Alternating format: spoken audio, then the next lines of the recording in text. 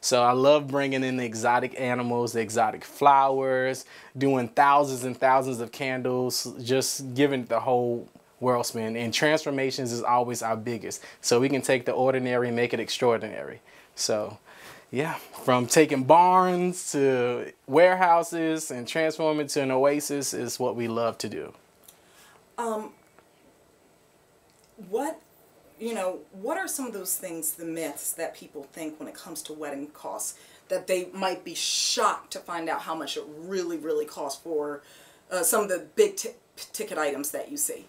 Well, mostly, most people underestimate just the overall cost of a wedding in general. When I usually meet with my clients, I ask them what's their budget. Most of the time they'll say, oh, I don't have a budget. I was like, yes, you do. Because you know you have a number in your head that you do not want to go over. So when it comes to the whole cost per person, so say for instance your food items, if you want, most people want 2 meat options just for their guests, so maybe a chicken or salmon or other options like that, you're already looking at maybe $50, $60 a person. Where some people think, oh, it's only $20, $25 if I let this person cook.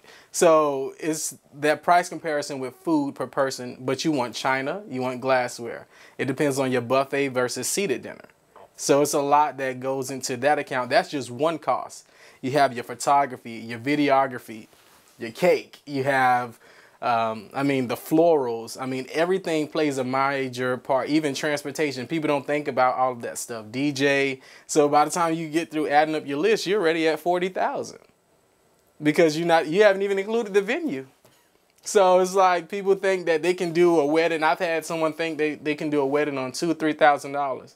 And I was like, yeah, so you going to the courthouse and then you showing up, you want us to do deli sandwiches? So, but yeah, it's most of those times where it's clients think that like the lowest of the lowest is what they can spend. They want a penny pinch. And I get it that you want to live after the wedding, but at the same time, you got to be realistic too. What's realistic? Realistic is setting a realistic budget, understanding how many guests. So if you want to say for instance, if you want to have a $10,000 wedding, there's no need to invite 200 people. That's unrealistic. You want to bring that cost down because you have all your other factors. You still have to get your dress, your rings, like all those other niches that you need, that you want to happen. You can do it if you maybe invite a guest range, maybe 50 to 75, a more intimate wedding. That's a realistic cost considering everything else that you would need to play into the factor. So you've done everything from high end to low end. Yes. What's the difference between, where's the range come in? Well, the range come in, our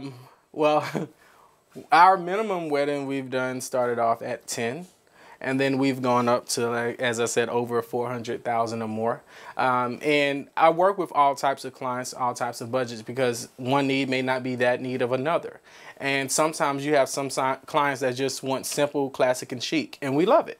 But we don't just put anything down. We want to make sure that we go above and beyond because it's our brand.